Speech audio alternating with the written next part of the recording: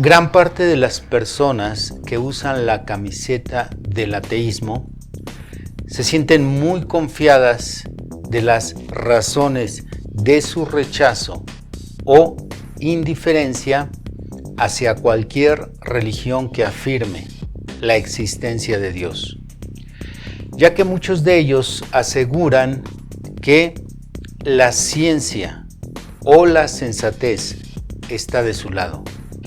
Mientras que los cristianos, dicen ellos, lo único que tenemos para sostener la creencia en Dios son la fe, las emociones y las doctrinas irracionales. Y cuando el tema sobre la existencia de Dios se aborda en la mesa en donde la familia se sienta a comer, o se aborda en el aula de clases, o en el transporte público, o en la plaza, los ateos lanzan preguntas que ellos consideran demoledoras. Porque ellos piensan que los que creemos en Dios no tenemos respuestas para estas preguntas. Una de las preguntas más frecuentes es si acaso los creyentes en Dios podemos presentar evidencia a favor de la existencia de Dios, ya que ellos afirman que no están dispuestos a creer en algo que no se puede demostrar. Pero este es un razonamiento falaz, porque el ser humano cree en infinidad de cosas que no se pueden demostrar, por lo menos como ellos esperan que se demuestre la existencia de Dios. Para esto tendríamos que reflexionar un poco sobre qué es la evidencia. ¿A qué nos referimos con evidencia? Una definición tradicional de evidencia es la siguiente: claritas qua objectum manifestatur intellectui es ascensum rapid.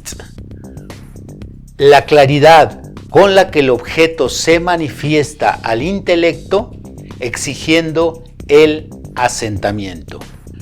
Dentro de la evidencia se suelen distinguir dos clases: la inmediata y la mediata. Hay evidencia inmediata cuando la verdad de un juicio se presenta a la mente de un modo directo e indubitable.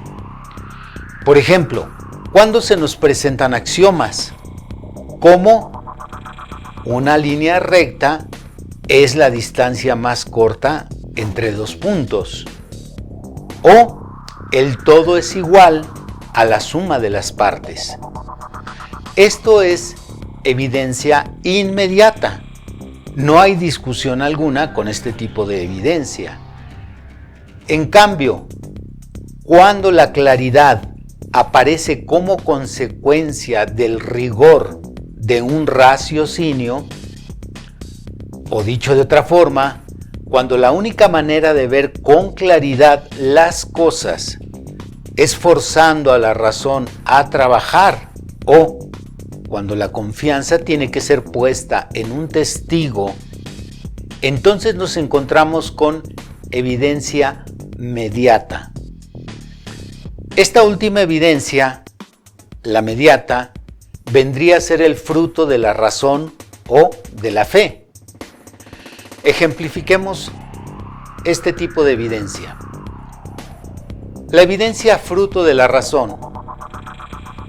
Este tipo de evidencia la usa un detective cuando en su investigación reúne una lista extensa de información, la cual comparará, entretejerá y, usando el método deductivo, llegará a la conclusión final, presentando su veredicto gracias a su evidencia mediata.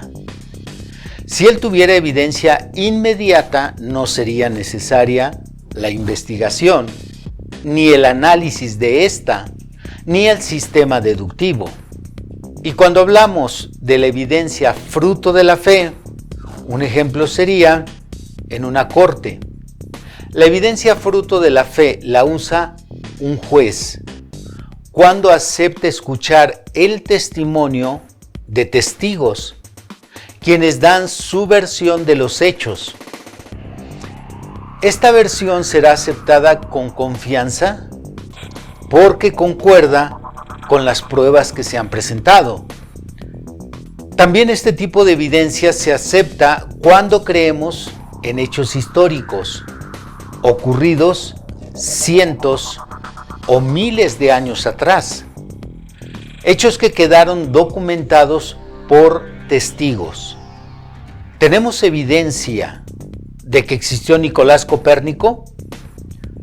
Sí, tenemos evidencia mediata, la cual, al aceptarla como evidencia, es fruto de la fe.